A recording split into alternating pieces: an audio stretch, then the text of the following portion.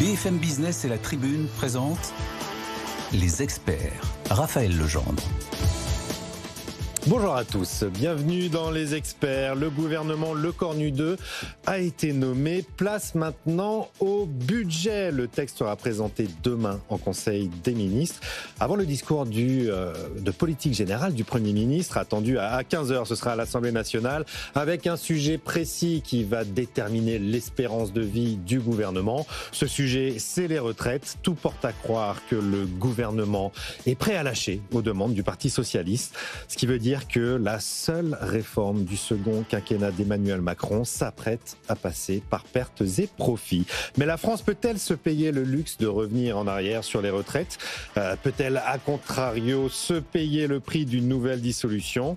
Et puis, quelles voies et moyens pour réduire le déficit ? On va passer en revue avec les experts ce que l'on sait des mesures inscrites dans le budget Lecornu. À l'international, ensuite, brutal regain de tensions commerciales entre la Chine et les États-Unis. Après le coup de semonce de Xi sur les terres rares, le Chinois rappelle à Trump que c'est lui le maître du jeu en termes de matières premières, ce qui ne plaît pas du tout au président américain qui menace de rétorsion brutale sur les tarifs douaniers. On parle quand même de plus de 100% à partir du 1er novembre. Et puis dans moins de 2 heures, maintenant, on connaîtra le nouveau prix Nobel d'économie. Alors, est-ce qu'on parlera d'intelligence artificielle ou d'inégalité ? On verra quels sont les favoris de nos invités. Allez, il est lundi 13 octobre, il est 10h passées de 2 minutes. C'est Les Experts, l'émission qui vous aide à y voir plus clair. Bonjour à tous et bienvenue, c'est parti. Les Experts, débats et controverses sur BFM Business. Et pour démarrer l'émission, j'ai le plaisir d'accueillir Céline Antonin. Bonjour Céline. Bonjour. Économiste à l'OFCE. À vos côtés, Léonidas Kalogeropoulos. Bonjour Léonidas. Bonjour Raphaël. PDG de Médiation et Arguments et auteur de Les entrepreneurs au cœur de la République. Sorti déjà ? Oui, depuis la fin de la semaine dernière. Courez vite l'acheter. Il est tout frais. On en touchera un mot, il est tout frais. Aux éditions Les Déviations. En face de vous, Philippe Nutrici. Bonjour Philippe. Bonjour. Directeur des études de BPI France. Et j'ai le plaisir d'accueillir Hervé Gouletker. Bonjour Hervé. Bonjour Raphaël. Conseiller économique du cabinet Accuracy. Donc on l'a dit évidemment, une rentrée extrêmement politique. C'est un peu le cas depuis quelques semaines maintenant. Peut-être un mot sur le casting. Très société civile, finalement, autour de la table. Est-ce que c'est de bon augure, en général, les ministres de la société civile ? Est-ce que ça fonctionne bien, Léonidas ? Je ne sais pas si c'est systématiquement de bon augure, parce qu'on a vu quelques cafouillages, mais je trouve que cette apparition de la société civile dans ce gouvernement, s'il n'était pas, marqué par le contexte de crise à répétition que nous vivons, je pense qu'on se féliciterait tous d'avoir... C'est un peu ce que vous dites, hein, dans les entrepreneurs au cœur de la République, c'est si on avait un peu plus de chefs d'entreprise qui parlaient dans la cité. Surtout qu'ils sont au cœur de la cité. Ils le sont véritablement. D'ailleurs, il suffit de voir combien notre pays arrive à tenir debout malgré ces crises à répétition pour se dire peut-être que notre focale est mal orientée. Plutôt que de regarder vers le sommet de l'État, peut-être faudrait-il que nous regardions collectivement beaucoup plus ce qui est fait quotidiennement pour que notre pays tienne debout. Et non seulement il tient debout, mais il continue à avancer, il continue à innover. Alors bien entendu, il souffre, mais néanmoins, il arrive à tenir et à quelque part répondre aux attentes collectives. Mais je trouve que l'apparition de ces deux personnalités qui sont ou trois d'ailleurs avec Serge Papin, Serge Papin au PME, Jean-Pierre Farandou aux retraites, qui va s'occuper des retraites, ils s'en étaient occupés à la SNCF. Et qui s'en est occupé à la SNCF et qui s'en est pas si mal occupé du tout. Il a quand même réussi à infléchir une trajectoire qui menait à une crise collective sur les retraites, à trouver une alchimie particulière et arriver à la dégager. Et donc je trouve que son arrivée au gouvernement, dans n'importe quelle autre circonstance, serait regardée comme véritablement une promesse d'issue. sauf si effectivement la coalition des chaotiques veulent le mettre à bas. Il y en a quelques-uns. Céline Antonin a une première réaction à la composition de ce gouvernement. Oui, alors moi de toute façon, vu le contexte politique, j'étais plutôt en faveur d'un gouvernement un peu technique. Donc je pense que c'est plutôt une bonne chose, parce que je pense qu'il y a des réformes à faire qui, à défaut d'être consensuelles, peuvent au moins là s'appuyer sur une expertise. Donc voilà, donc c'était, disons, pour moi un aspect qui pouvait mettre, on va dire, peut-être pas tout le monde d'accord, mais qui permettait au moins de se réunir autour de ce côté expertise.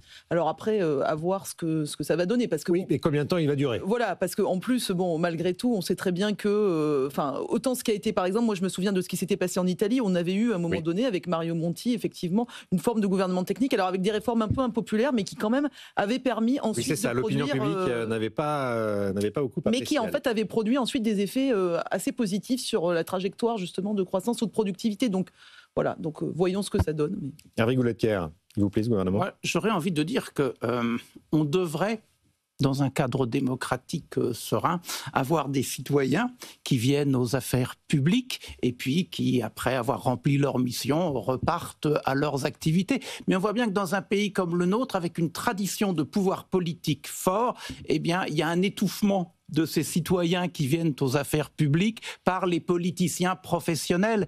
Et le cadre italien, ces gouvernements techniques, c'est justement permis parce que là-bas, il y a une tradition de pouvoir politique faible. Et donc, ces gouvernements techniques peuvent faire des choses sans être trop gênés, même si après, ils partent parce qu'il y a le rythme des élections. Donc en France, on a quand même une tradition où... on en accepte pas trop et on les étouffe rapidement. Bon, Philippe Mitrici. Sous votre contrôle à tous, je ne crois pas qu'il existe d'études économiques, économétriques, permettant de dire qu'il y a une forme de corrélation, de causalité entre un gouvernement composé de sociétés civiles et du succès. Bon, donc voilà, après, on a tous en tête des exemples par le passé de réussite ou d'échecs. Ce qu'Hervé vient de rappeler est quand même très important, c'est-à-dire que en France, il y a une mécanique étatique qui est très puissante, qui est composée de fonctionnaires, de hauts fonctionnaires talentueux, d'un appareil de normes réglementaires très lourd. Et en général, alors c'est pas forcément société civile versus expert de la politique politicienne, qui connaît pas forcément mieux d'ailleurs ces rouages-là, mais avoir des personnes qui sont rompues à la charge de l'État et à la complexité de décisions à prendre, en général, c'est préférable. Après, on peut donner tout à fait crédit aux personnalités qui sont arrivées de s'y mettre très vite. Donc, encore une fois, il n'y a pas de corrélation possible. Non, en revanche, à propos d'ailleurs des hauts fonctionnaires, je voudrais aussi saluer l'arrivée d'Édouard Geffray, qui est l'ancien DGESCO, directeur général de la scolarité, qui est un haut fonctionnaire et qui finalement prend... Il serait ministre de l'Éducation nationale. La direction du ministère de l'Éducation nationale, avec une quantité de sujets qui ont été quelque part viciés par des visions politiques qui ont détourné l'éducation nationale de ses missions premières. Je trouve que son arrivée, ceux qui l'ont connu et qui l'ont pratiqué, savent que c'est un expert qui a toujours essayé de résoudre les problèmes et d'écarter tout ce qui pouvait être idéologique et en perturber le bon traitement. Mais vous évoquiez le poids du politique et notre tradition. Je pense que notre tradition est peut-être en train d'évoluer. Et peut-être d'ailleurs que l'année que nous venons de vivre est une bonne cure pour nous soigner collectivement d'une tradition qui nous a fait un peu dévier du droit chemin, j'allais dire, de même ce qu'est l'ambition républicaine. Parce que l'ambition républicaine, c'est d'abord et avant tout l'idée de rendre chaque citoyen responsable au cœur de la cité. Et là, vous trouvez que c'est le cas, Léonidas Kalogeropoulos ? Je pense que l'on est en train d'assister à un spectacle qui est non pas le spectacle, je pense, d'une incurie de l'ensemble des responsables politiques, mais principalement du fait que l'on ne peut pas faire reposer sur quelques centaines de personnes la réponse à tout. c'est tout simplement, c'est pas leur faire injure que de dire que ce n'est pas possible. Ce qui peut fonctionner, c'est dans un pays de faire reposer sur des dizaines de milliers d'initiatives entrepreneuriales l'avenir du pays. Ça, effectivement, c'est porteur d'espoir. Mais on voit que l'économie progresse finalement. Mais elle arrive à progresser. Le bazar politique. Et donc finalement, je pense qu'on est en train de se soigner avec ce spectacle. C'est peut-être finalement une bonne nouvelle. Enfin, une bonne nouvelle. Enfin, quelque chose en ce moment. Merci Léonidas. Quelque chose qui nous corrige, qui nous soigne d'un de nos travers, qui est probablement celui qui nous pénalise le plus. Bon. Philippe, vous avez lancé que l'économie progresse, oui, mais elle progresse trop lentement, c'est dommage, on pourrait faire tellement mieux. Ça a été chiffré, il y a les effets de Trump, c'est à peu près 0,2 point de croissance à date, peut-être que même ça va être révisé à la hausse si le climat continue de se dégrader, mais sur l'instabilité politique, on est entre 0,2 et 0,3 selon les différents... Oui, l'OFCE a calculé le coût. Nous, on est même sur, si on additionne de 2024 à 2026, alors en supposant qu'on prend une incertitude qui resterait au niveau actuel jusqu'à la fin de l'année, si on cumule sur les 3 années, on aurait 0,8 points de croissance en moins. C'est-à-dire que pour l'année 2025, on aurait 0,4 points de croissance en moins, en fait. Donc c'est quasiment 25 milliards, parce que le chiffre de l'OCDE, moi j'étais resté sur 15 milliards. On en a parlé vendredi avec Eric Heyer sur ce plateau. Oui, non, mais alors en fait, parce que cette incertitude qu'on mesure, alors il y a des manières, donc en fait là on s'appuie sur des articles qui permettent de voir dans la presse tous les termes un peu liés à la crise, à l'anxiété, etc. Et donc, indice de la peur. Voilà, absolument. Et donc, à partir de ces indices-là, donc on en déduit un indice d'incertitude, on voit qu'il est vraiment à des niveaux élevés, et donc ça nous ampute de 0,4 points de croissance pour l'année 2025, ce qui est important. Nous, on l'a mesuré différemment, parce qu'on fait des enquêtes de conjoncture, on n'a pas du tout les modèles de l'OFCE, mais dans nos enquêtes de conjoncture, la dernière qui est sortie il y a 3 semaines, on a un effet qui est assez incroyable, c'est qu'on avait interrogé nos chefs d'entreprise juste au moment où François Bayrou annonçait son vote de confiance. On en avait la moitié de l'échantillon qui avait répondu avant et la moitié de l'échantillon qui avait répondu après. Mais les chefs d'entreprise qui avaient répondu après, c'était 17 points d'écart en termes d'impact, de ressenti d'impact sur leur activité économique. C'est-à-dire qu'on passait de 50 pour ceux qui avaient répondu avant à 67% pour ceux qui avaient répondu après, disant « je redoute un impact fort sur mon activité économique du fait de cette incertitude ». Et sur l'investissement, c'est immédiat. Ça se traduit sur des décisions de report d'investissement où on a à peu près le même écart entre ceux qui disaient vouloir investir avant et ceux qui voulaient vouloir investir après. On a de l'ordre de 15 points d'écart. Sur les embauches, c'est un peu plus faible. Mais ça, c'est du concret, c'est du matériel. Ce que vous nous dites, Philippe Mutrici, c'est que le pire est à venir en réalité.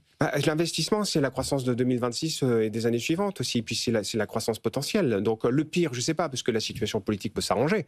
Et après, tout peut s'inverser. Mais en l'état actuel de l'incertitude, comme le disait Céline, à hypothèse constante d'incertitude, c'est pas fini. Disons que moi je reprends juste ce que je vous ai donné, la perte de 0,4 points, pour rappeler qu'on est à peu près à 1,2 de croissance potentielle en France, donc ça nous ampute d'un tiers de la croissance potentielle, ce qui est considérable pour une simple incertitude. Hervé Goulacquer. Je voudrais juste répondre 2 mots à Léonidas et puis après s'interroger sur que valent les chiffres dans l'environnement que l'on connaît actuellement. Moi, je pense qu'on serait face à un cadre démocratique solide, ce que vous dites serait complètement exact. Mais il me semble qu'il y a quand même aujourd'hui une interrogation du cadre démocratique avec des partis appartenant à ce cadre démocratique qui ne veulent pas du tout entrer dans une logique de compromis. Et donc, j'ai l'impression que la situation est en fait plus embarrassante que ça. L'autre point, c'est sur le chiffrage. C'est pas bon. D'une façon, on a très peu de croissance ex-ante.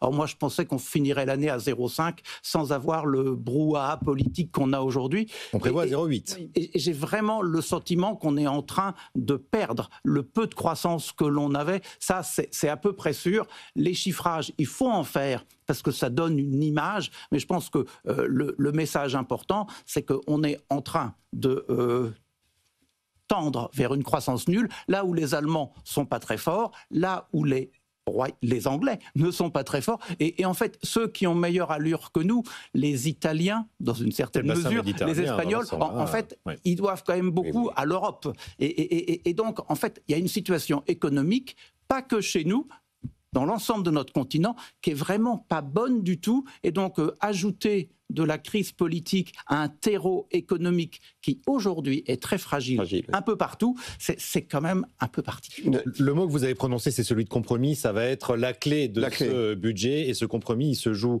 sur une réforme, notamment la réforme symbole du second quinquennat d'Emmanuel Macron, c'est celle des retraites. Est-ce qu'on peut se permettre de revenir en arrière sur la réforme Borne? Alors, je vais vraiment répondre sur ce point, mais juste un mot à répondre à Hervé. Je vous remercie parce que, bien entendu, il ne s'agit pas non plus de dire que cette crise doit continuer.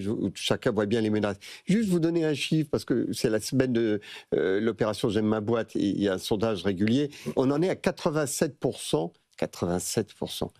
D'adhésion des Français à l'entreprise. Il y a aujourd'hui le pôle de confiance des Français. Je vois Philippe Vitrici qui approuve, et il l'a vu avec la BPI, les Français ont confiance dans leurs entrepreneurs, dans l'entreprise, dans ce mouvement de création et de progrès et d'innovation.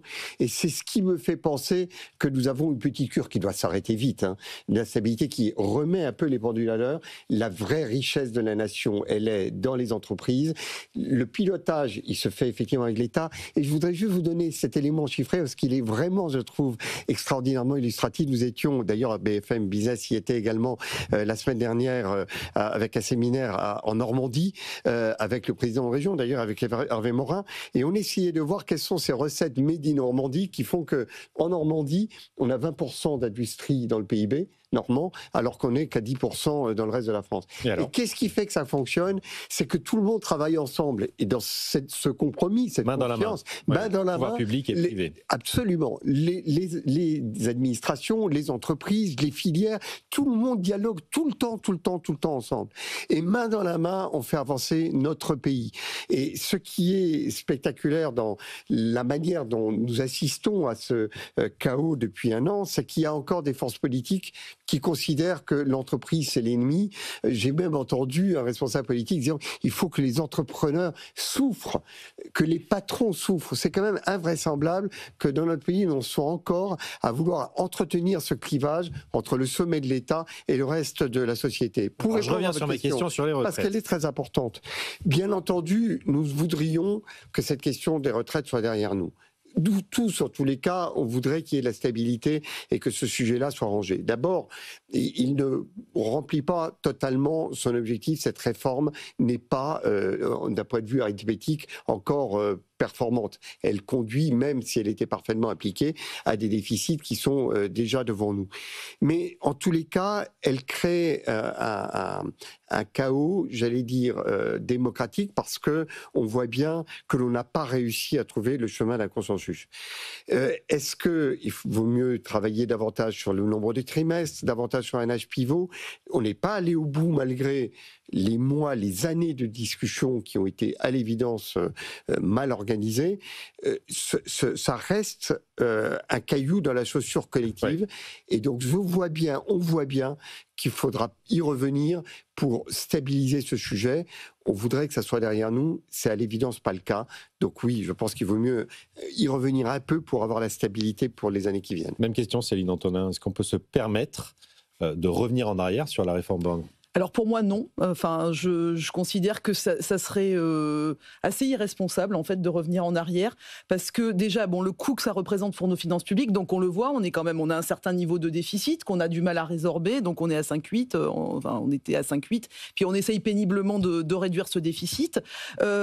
La réforme des retraites, moi, elle me semble difficile à contourner. Je me suis amusée, vous allez me dire, chacun s'amuse comme il veut, mais je me suis amusée à regarder quels étaient les âges de départ chez nos voisins. Alors, juste pour vous donner une idée, donc en Allemagne, c'est 67 ans pour la génération née en 64. En Belgique, c'est 65 ans, alors au minimum.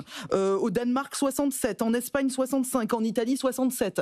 Et nous, on est en train de tergiverser pour dire 63, 64. Je veux dire, j'ai trouvé aucun pays, à part peut-être le Luxembourg et la Norvège, qui avaient des âges légaux de départ qui étaient inférieurs aux nôtres. Donc à un moment donné, la démographie est ce qu'elle est. En plus, on a un problème par ailleurs démographique. On vit plus longtemps en bonne santé. Ça ne me semble pas non plus complètement bizarre de dire on va travailler plus longtemps, surtout que je vous dis c'est ce que font nos voisins, ça va largement au-delà de ce qu'on avait prévu, donc 64 ans ça me semble pas du tout délirant. Et si on compare par exemple le taux d'emploi aussi des 55-64 ans entre l'Allemagne et la France, on est à 75% en Allemagne, on est à 60% en France. Alors on est quand même aujourd'hui dans une compétition internationale qui fait que il faut qu'on travaille plus, on a besoin aussi de plus de travail, le travail est un moteur de croissance, donc moi je ne comprends pas qu'on en soit encore à s'arc-bouter sur les 62 ans.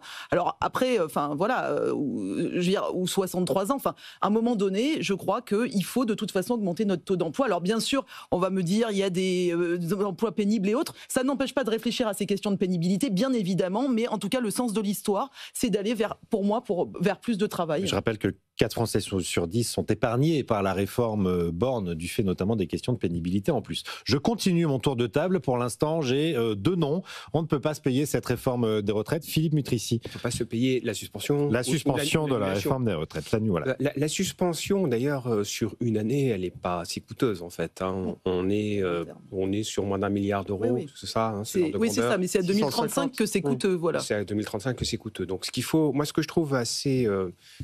je dirais presque irresponsable dans ce débat, c'est de faire croire à l'opinion publique qu'on peut suspendre une réforme et qu'après, voir l'annuler et qu'ensuite tout ira bien. C'est irresponsable parce que la réalité, c'est que suspension, pas suspension, dans les 2 cas, comme le dit Céline, il va falloir y revenir. Oui. 64 ans, c'est pas suffisant.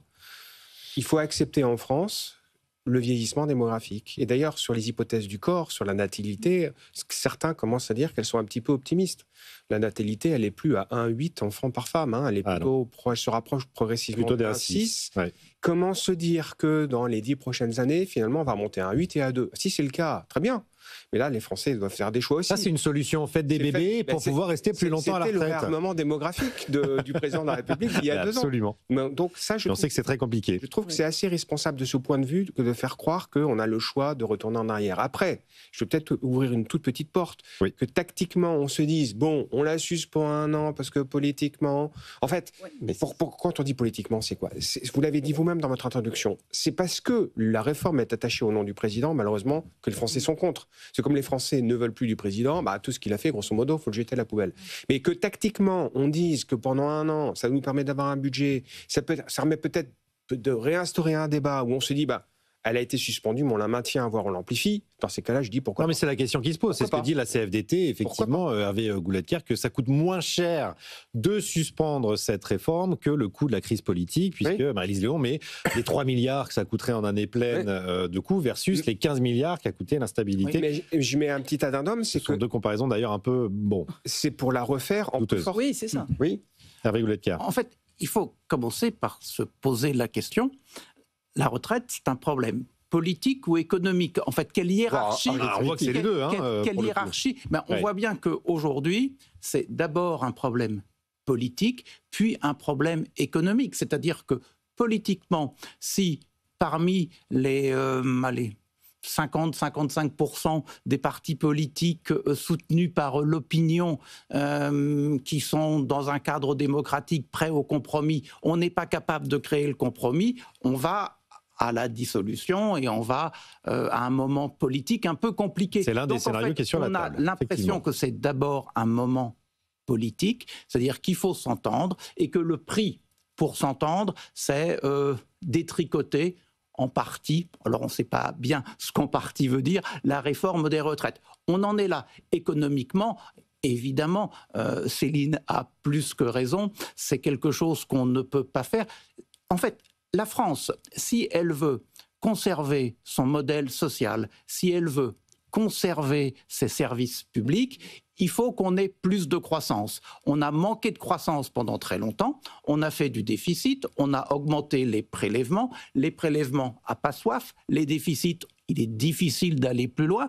Et en fait, aujourd'hui, on n'est pas à se poser la question du partage du revenu, on devrait être à se poser la question de l'augmentation du revenu. Et la question absente du débat. De la création de richesse. C'est la question. Les politiques feraient preuve de pédagogie, ils nous expliqueraient cela. Rocard l'expliquait très bien en son temps. Il y a des moments, en fait, où on est là pour semer, et des moments où on est là pour récolter. Là, on est clairement à un moment où on doit semer. Donc, économiquement, faut pas faire, faut se poser la question comment on travaille plus et mieux. C'est uniquement cela. Et en fait, tout ce joli débat économique sur lequel on devrait s'entendre, il est pollué par de la politique. Oui, et ça, c'est dommage. Mais c'est aussi intéressant de voir que la politique n'arrive plus à faire de la politique, ou voir les politiciens n'arrivent plus à faire de la politique. C'est d'ailleurs la raison pour laquelle le MEDEF s'est emparé d'un programme économique qu'il a totalement élaboré. Il y a des gens comme Pierre Gattaz qui réfléchissent, l'Institut des solutions. Enfin, les entreprises, les entrepreneurs sont obligés désormais de faire ce travail parce que c'est politique, c'est économique, mais c'est d'abord de l'arithmétique. C'est-à-dire que l'arithmétique des retraites nous interdit tout simplement de maintenir l'âge là où il est. Et d'ailleurs, on pourrait très bien imaginer que pour ceux qui ont des carrières marquées par la pénibilité, l'âge de départ soit plus faible et qu'il soit carrément plus haut, vers 67 ans, pour ceux qui n'ont pas de problème de pénibilité. Non, mais on peut poser ce problème de pénibilité, mais le cadre de réflexion, c'est quand même un cadre où il faut que les gens, en moyenne, travaillent plus longtemps. Travaillent davantage, et on en est totalement d'accord. Mais avouez quand même que c'est une crise démocratique sur laquelle nous devons nous interroger, que des sujets aussi, j'allais dire, frappés du sceau du bon sens, n'arrivent pas à être débattus avec un peu de sérénité. Mais si les politiques n'arrivent pas à faire ce travail du politique, il va falloir que les chefs d'entreprise s'y collent. Il va vraiment falloir qu'on le fasse parce que est-ce qu'ils en ont vraiment envie? Oui, je crois qu'ils en ont véritablement envie. Ils ont parfois un peu peur, ils sont parfois un peu frileux de venir s'exprimer. Vous avez raison, mais vous savez que même dans les plus libéraux, je pense à Benjamin Constant dans la comparaison des modernes, la liberté des modernes, la liberté des anciens. Il dit que la liberté aujourd'hui pour les citoyens, c'est de s'occuper de leurs affaires, que tout ce qui concerne le collectif, la démocratie représentative s'en occupe. Mais il finit dans les 2 dernières pages pour dire oui, mais si les choses dévient et que le travail n'est plus fait, il faut à ce moment-là reprendre la main. Et je pense que nous en sommes à ce moment-là. C'est pas grave en soi.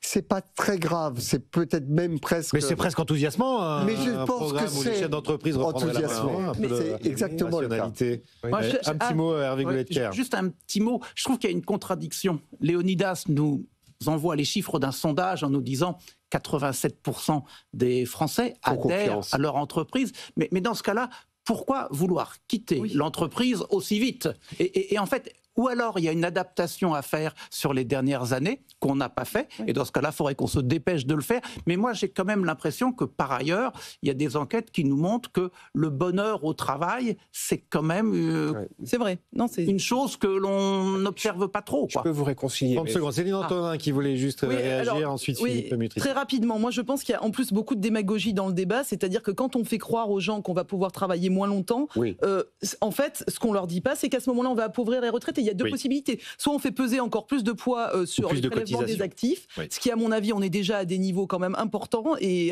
difficilement dépassables. Et par ailleurs, on va pas non plus, pour moi, je souhaite pas appauvrir les retraités. Donc, comme vous disiez très justement, si on veut pas affaiblir notre modèle social, c'est compliqué. Et je voulais juste rappeler quelque chose qui, alors je vais peut-être lancer un pavé dans la mare, mais moi je me souviens il y a une question de civisme aussi. Je me souviens de ce qui s'était passé en Suisse quand le gouvernement avait voulu introduire une semaine supplémentaire de congé. Votation. Absolument, une votation populaire et que les Suisses avaient rejeté en disant ça va faire perdre de la compétitivité à notre pays. Et j'avoue qu'il y a des fois où j'aimerais bien que les Français deviennent un peu suisses. Je ferme la parole. Pour réconcilier les chiffres, on mesure, nous, l'envie d'entreprendre des Français. Ça s'appelle l'indice entrepreneurial des Français.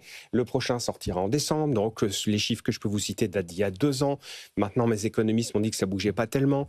60% des jeunes, aujourd'hui, ont un pied dans l'entreprise. En fait, la réconciliation, c'est effectivement peut-être du côté du salarié plutôt envie de sortir, mais pas sortir pour ne rien faire. Sortir pour passer à son compte et entreprendre. 60% des jeunes, c'est 33% des Français qui sont soit entrepreneurs, soit anciens entrepreneurs, soit créateurs, soit ayant envie de créer. Parce qu'on met des auto-entreprises là-dedans. Mais oui, pardonnez-moi, mais je voudrais juste dire... On va faire une coupure pub. Léonidas, en 99, quand l'Agence pour la création d'entreprises fait ce même sondage, parce qu'il a quasiment 30 ans, 60% des jeunes voulaient être fonctionnaires. C'est bien, c'est la meilleure nouvelle de notre pays. Alors moi, bonne nouvelle, enthousiasmante. On va voir que le régime fiscal des auto-entrepreneurs risque d'être durci dans le PLF pour calmer un peu ces velléités. On se retrouve tout de suite après une très courte page de pub. Ne quittez pas, à tout de suite.